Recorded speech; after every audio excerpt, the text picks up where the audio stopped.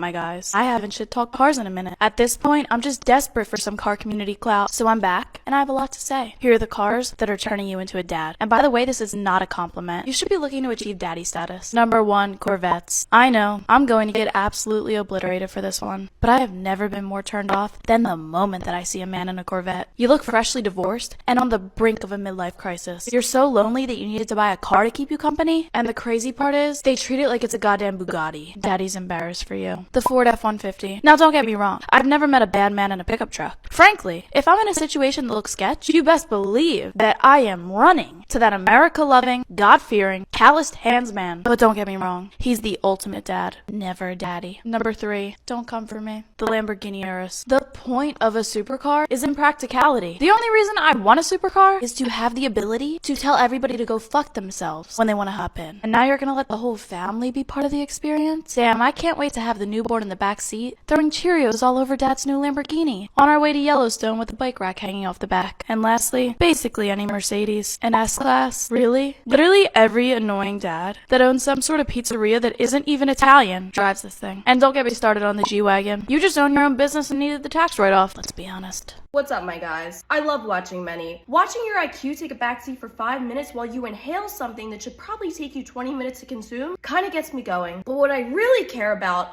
is the food that you're eating. It tells me everything I need to know. Here's what your diet says about you. The chicken and rice guy. Look, I know you want to look like Arnold, but I get the sense that you care about that more than literally anything else. You're the kind of type A that's somehow lazy. Always looking forward to that cheat day. The one day of the week where I actually kind of like you. The Uber eater. I guess you just must be busy? I certainly hope so, because otherwise you're just a lazy fuck. I hope those extra hours are buying me a Chanel bag for Christmas, because all they're buying you is a gut filled with pad thai and pot stickers. Gross. The keto guy. Oh, look at this cool guy. The only motherfucker that could get me to hate cheese and butter. Thanks a lot, asshole. I think we need to take a break. The carnivore. Why are you doing this to yourself? Is this like a Jocko discipline thing? Or are you just trying to be a literal animal? Newsflash, you're an omnivore. Maybe start eating like one? The vegan. Oh boy. You must be worse than the carnivore. I cannot date a man who eats less meat than me. That basically makes me the man of the house.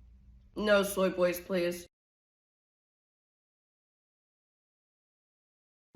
Making your home modern and beautiful is easier than you think with 50/50 RGB SMD strip lights. Bright, uniform, ambient lighting for anywhere in your room. Use exactly the length you need thanks to the cuttable design. Waterproof properties and the use of double copper make them durable and long-lasting in all conditions. Change the colors, effects, and brightness of the lights thanks to the wireless remote or the app on your phone. Change the look of your home. Order now. What's up, my guys? It's time to answer the age-old question, are women gold diggers? While I probably can't be as passion-filled as I would like to be on this topic, I'm going to keep it as surface level and as social media friendly as possible. Yes, I believe most women are intrinsically gold diggers, but not in the modern day way we consider that term. I'm going to break it down into 2 categories, materialistic wealth and societal wealth. I want to address materialistic wealth first because it's probably the only way you're viewing it. There are women that will seek out men for items and experiences and will reduce, reuse, and recycle once they have them. That's all they want, and they want nothing more. But I believe that's a very small fraction of women. Then there are the gold diggers in the traditional old school societal wealth sense. I hate that this crowd has now been coined a gold digger because I don't believe their views deserve a label with a negative connotation attached to it. And I think this label has allowed men to now dismiss these women. These traditional women seek out providers. They seek out men that they believe have the ability to provide for a family. They recognize that when they're 9 months pregnant, they probably won't be providing for themselves, and seek out a partner that may be a step above them so they know they have the temporary freedom to act on their biological desires. Just because women are more independent today doesn't mean that there aren't women that still value stability in the traditional sense. Do not fault women that act on their biological instincts. Women that want to solely provide for themselves and women that want them and their family to be provided for can coexist. Neither side is wrong or bad. What's up, my guys? There's a lot to unpack here in this comment, so let's get into it. Yes, their context, it's a very long story. First of all, it is not your responsibility to keep a girl entertained. You're not a goddamn walking production of a Broadway show, but it is your job to keep a relationship exciting. What does an exciting relationship consist of? Smiling, laughing, solid intimacy, changing up the scenery, sharing new experiences, and making new friends. You need to be able to do this as a couple and also on your own. You can provide your partner with smiles and laughs, but you need to realize that this can be done without giving them tangible items. Sure, it's nice to give your partner a gift every once in a while, like this cookie. But I swear, my guy, you better stop trying to buy her love. Whining and dining her is not gonna give you a wife. It'll give you a user. So find the balance between treating somebody well and dedicating your entire existence to their immediate happiness.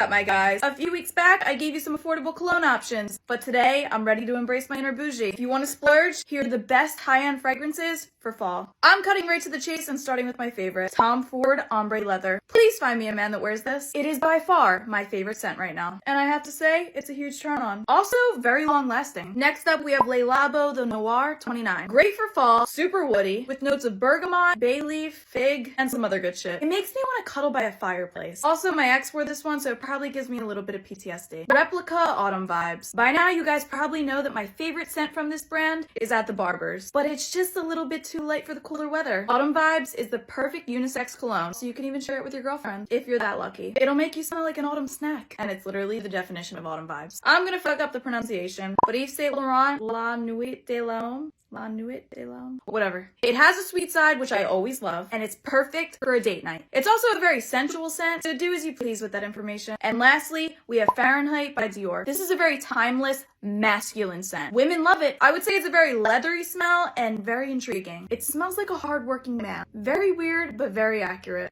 My guys, I love a tatted man. It just adds that little sprinkle of badass that girls are into. You look like you're about to ruin my life, and I'm just here for the toxicity. But listen, there are definitely some tattoos that I run from. They just make me drier than a desert. Here are the worst tattoos that a man can have. The tree line. This is a trend that's going to die. Kinda like silly bands. Who the fuck wears silly bands anymore? Tribal tattoos. Do you want a pumpkin spice latte with that, my guy? Oh, also, how's the aspiring photography career going? Throw away that beanie and try growing a beard. The barbed wire tattoo. I feel like any guy named Bubba would have one of these. No, I'm not hopping on the back of your Harley this weekend, and I would prefer if you took me somewhere other than the local barbecue joint. Those fuckboy thigh tattoos. You're definitely the type that hasn't outgrown your pubescent years. Grow up and stop ordering green tea shots. Tattoos of women, especially celebrities. It's kind of sad, honestly. Are you that desperate for a woman's touch that you had to permanently sketch one onto your body? Damn, we get it. You don't get laid. Family.